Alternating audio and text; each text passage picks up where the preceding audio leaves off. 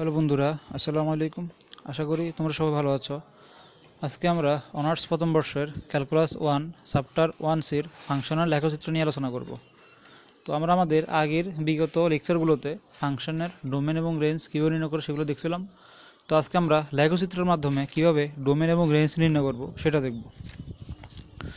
তো আমাদেরকে এভাবে একটা খণ্ডিত ফাংশন দিয়ে দিবে বা একটা ফরম মানযুক্ত ফাংশন দিয়ে বলবে আমাদেরকে যে এই ফাংশনটা তোমরা ডোমেন এবং রেঞ্জ নির্ণয় করা লেখচিত্রের মাধ্যমে। তো খণ্ডিত ফাংশন হোক বা ফরম মান ফাংশন হোক, সেগুলো থেকে কীভাবে লেখচিত্রের সাহায্যে ডোমেন এবং রেঞ্জ নির্ণয় করে সেগুলো আমরা দেখব।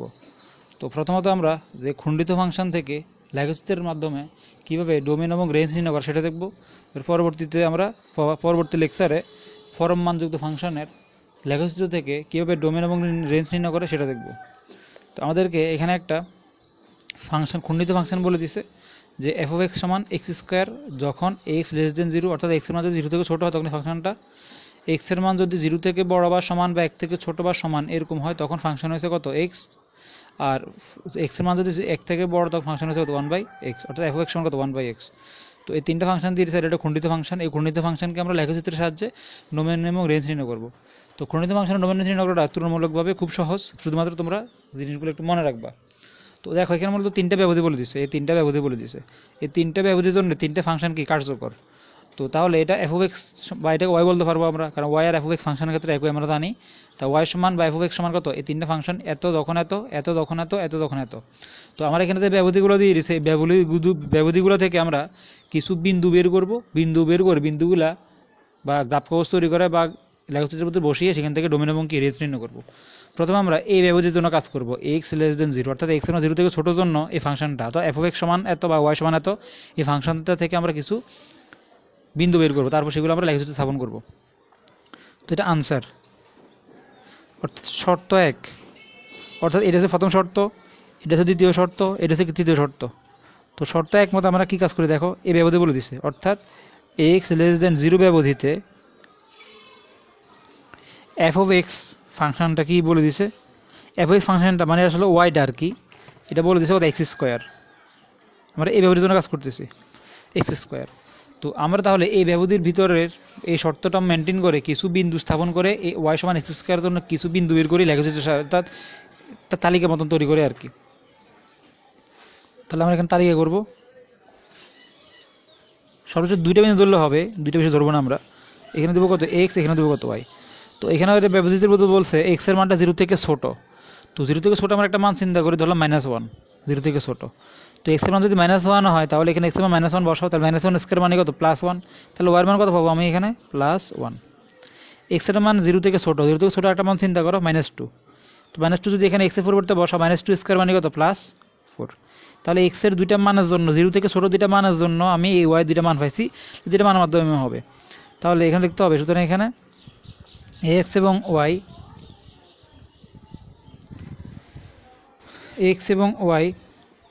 সমান সমান বিন্দুগুলো কত কত -1 1, আরেকটা কত -2 কত 4, দুটো বিন্দু আমরা এখানে পাইছি। তো এই বিন্দুগুলো আমরা স্থাপন করি কী পাবো আমরা, তো ওয়াই সমান এক্স স্কোয়ার, এটা আমরা জানি কি এটা একটা হলো একটা প্যারাবোলার সমীকরণ বা পরাবৃত্তের সমীকরণ। তো তাহলে এই বিন্দুটা স্থাপন করলে আমি কী পাবো, অবশ্যই একটা পরাবৃত্ত পাবো, পরাবৃত্ত মানে অনেকগুলো পরাবৃত্ত পাবো আর কি। এখানে আমি আর ডট দিতে পারবো, কারণ এখানে আর অনেক ধরনের কি স্থানাঙ্ক হতে পারে, কারণ দুটো বিন্দুর জন্য না দেখছি ওয়াই থেকে ছোটো, এক্সের মান তো এক্স থেকে ছোটো অনেক মান আছে, তো আমি এখানে অসংখ্য মান পাবো আর কি, ডট দিয়ে দিচ্ছি আর কি, অসংখ্য মান থাকতে পারে। তাহলে এটা কি, এটা আমরা শর্ত 1 মতো কিছু বিন্দু বের করছি। তো শর্ত 2 মতে আমরা এখানে আরও কিছু বিন্দু বের করি, শর্ত 2। তো শর্ত 2 ব্যবধিটা কি বলছে, এক্সের মানটা জিরো থেকে ছোটো বা জিরোর সমান, এক্সের মানটা এক থেকে বড় বা সমান, এক্সের মানটা জিরো থেকে বড় বা সমান বা এক থেকে ছোটো বা সমান, এই দুইটা মান মাধ্যমে বের করবো। তো এখন লিখবো জিরো লেস ইকুয়াল এক্স কত 1 ব্যবধিতে ওয়াই ফাংশন কত এক্স, কারণ এই ব্যবধির জন্য ফাংশনটা কত এক্স। তাহলে এফ অফ এক্স মানে আসলে ওয়াই ফাংশনটা আর কি, সেটা কত এখানে এক্স। তো এখানে আগের তালিকা তৈরি করে কি এখান থেকে কিছু বিন্দু বসাই, আমরা এখান থেকে কিছু স্থানাঙ্ক বের করবো। এখানে কত, এখানে এক্স, এখানে কত এটা ওয়াই। তো এখানে বলছে এক্সের মানটা জিরো থেকে বড় বা জিরোর সমান, অথবা এক থেকে ছোটো বা একের সমান। তো জিরো থেকে সমান যেহেতু বলছে জিরো নিতে পারবো। তো এক্সের মান যদি এখানে জিরো নেই তাহলে ওয়ার মান কত আসবে, এখানে অবশ্যই জিরো। এক্সের মান যদি এক থেকে ছোটো বা সমান বলছে, যদি এক নেই তাহলে ওয়ার মান কত আসবে, অবশ্যই 1, কারণ এখানে এক্স। তো তাহলে দেখো এখানে আমি কী পাইছি 0 0 এবং 1 1 পাইছি। তবে এখানে আমি আরও অনেকগুলো বিন্দু ধরতে পারবো না, কারণ এখানে আমাদের লিমিটেড দিয়ে দিচ্ছে যে এক্সের মানটা 0 থেকে বড় বা সমান হবে, 1 থেকে ছোট বা সমান হবে, এই দুইটা বিন্দুর মধ্যবর্তী একটা মান। সেজন্য আমি এখান থেকে আরও এক্সট্রা কি আরও অনেকগুলো মানে বিন্দু না ধরে দুইটার মাধ্যমে কি দেখবো, যেহেতু সমান বলছে। তো এখানে লিখবো, সুতরাং এখানে এক্স এবং ওয়াই দুইটা স্থানাঙ্ক পাইছি আমি। স্থানাঙ্ক দুইটা কী কী, দুইটা বিন্দু পাইলাম 0 0 আর একটা কি 1 1। তো এটা কি, এটা এই দুইটা বিন্দু স্থাপন করলে আমি কি একটা রেখা পাবো, একটা এই দুইটা বিন্দু ধরে কি একটা রেখাংশ পাবো। এবং এই দুইটা রেখাংশ কিন্তু এই 0 আর 1 ভিতরে সীমাবদ্ধ, কিন্তু সেজন্য আরও এক্সট্রা অনেকগুলো কি আমি নিতে পারবো না। তো এই দুইটা স্থানাঙ্ক পাইছি আমরা এর জন্য। তো এখন আমরা তৃতীয় শর্ত মতে কাজটা করি, শর্ত 3। তো তৃতীয় শর্ত বলছে যে এফ অফ এক্স হবে 1/x যখন x গ্রেটার দেন 1, অর্থাৎ এক্স মানটা যখন 1 থেকে বড় হবে তখন ফাংশন এটা 1/x। তো ব্যবধিটা কি দিচ্ছে তাহলে x গ্রেটার দেন 1। তো x গ্রেটার দেন 1 ব্যবধিতে, x গ্রেটার দেন 1 ব্যবধিতে ফাংশন কত, এফ অফ এক্স মানে আসলে ওয়াই ফাংশনটা সেটা কত এখানে 1/x 1/x। তো আমরা এখানে এখন 1 থেকে বড় কিছু মান চিন্তা করে তালিকা পদ্ধতি কী করবো, এখানে তালিকা পদ্ধতি কিছু তৈরি করব, ঠিক আছে। তাহলে এখন তালিকা পদ্ধতি তৈরি করে আমরা y = 1/x এর কিছু বিন্দু ধরে সেগুলো রেখাচিত্রে স্থাপন করব। তো তাহলে এখানে এটা হবে x, এটা হবে কত y। তো ফাংশনটা আমাদের কি y সমান কত 1/x। তো এখন x এর কিছু এক, এবং এখানে শর্তটা কি ছিল x গ্রেটার দেন কত 1। তো x গ্রেটার দেন 1 এর জন্য আমরা কিছু মান চিন্তা করি, এখানে বসাই। তো x এর মানটা 1 থেকে বড়, তাহলে 1 থেকে বড় একটা মান চিন্তা করো। তাহলে আমরা 2 যদি বসাই এখানে x এর পরিবর্তে 2 বসালে 1/2 মানে কত 0.5। x এর মান যদি আমরা 1 থেকে বড় মান চিন্তা করি 3, তাহলে এখানে যদি 3 বসাই তাহলে পয়েন্ট কত 33। এই দুইটা স্থানাঙ্ক পাইছি আমরা। তো সুতরাং এখানে x, y সমান কী পেলাম 2, 0.5 আর একটা পাইলাম 3, 0.33।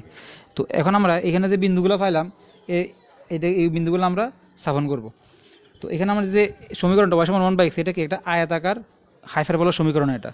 তো তাহলে আমরা এখন এই তিনটা বিন্দু পাইছি, অর্থাৎ বিন্দুগুলো এখানে স্থাপন করব তিনটা ফাংশনের। তো এখানে আমরা এটা হচ্ছে মূল বিন্দু 0, এটা +1, এটা +2, এটা +3। তো এটা হচ্ছে -1 -2, এটা হচ্ছে কত -3।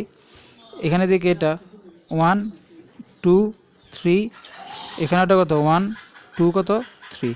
তো এই বিন্দুগুলো এখন স্থাপন করব। আমাদের প্রথম বিন্দুগুলো ছিল এখানে -1 1 -2 4। তো এখন আমরা এখানে -1 1 আর -2 4 বিন্দুটা এখানে স্থাপন করব। -1 1, তো এটা হচ্ছে প্লাস প্লাস, আমরা জানি এটা হলো কি মাইনাস মাইনাস, এটা হলো কি মাইনাস প্লাস, এটা হলো কি প্লাস মাইনাস। তো প্রথম বিন্দুটা হলো আমাদের প্রথম শর্তে যে বিন্দুটা পাইছি সেটা হলো -1 1 -2 4। তো -1 1 -2 4 অর্থাৎ এই ঘরে মাইনাস প্লাস। তো -1 1 অর্থাৎ -1 1। তো -1 1 মানে এখানে -1, এখানে 1 অবশ্যই এখানে বিন্দুটা এখানে হবে। এরপর বিন্দুটা ছিল -2 4। তো 1 2 -2 4 অবশ্যই এখানে 4 অবশ্যই এখানে -2 4 অবশ্যই এখানে হবে। তো আমরা প্রথম শর্তের মধ্যে বিন্দু দুইটাকে এখানে বসাইলাম। তো এখন দ্বিতীয় শর্তে যে বিন্দুগুলো ছিল একটা হলো 0 0 আর একটা হলো এখানে 0 0 একটা কত এখানে 1 1। এখন 0 0 এবং 1 1 বসাবো। তো 0 0 এখানে মূল বিন্দু এটা, আর 1 1 এর জন্য ধনাত্মক মান অবশ্যই এখানে 1 1, এখানে 1, এখানে কত 1 এখানে। আশা করি দুটো বিন্দু তোমরা বুঝছো। তো এখন তৃতীয় বিন্দুগুলো বসাবো 2 আর 0.5 3 আর 0.33, অবশ্যই এটা প্লাস প্লাস ঘরে হবে। তো 2 এখানে আর 0.5 মানে 1 এর অর্ধেক, অবশ্যই তাহলে এখানে হবে। তো তাহলে আমরা এই 2 আর 0.5 এখানে বসালাম। এরপর বসাবো 3 আর 0.33। 3 হচ্ছে এখানে, 0.33 অবশ্যই 0.25 থেকে ছোটো অবশ্যই হবে এখানে। তো আমরা এই তিনটে বিন্দু যদি এখানে যোগ করি তাহলে আমরা এখানে কী পাই দেখো, এটা এখানে এখানে এখানে এখানে এখানে এখানে এভাবে, অর্থাৎ লেখচিত্রটা আসলে কি এরা এরকম আকারে হবে।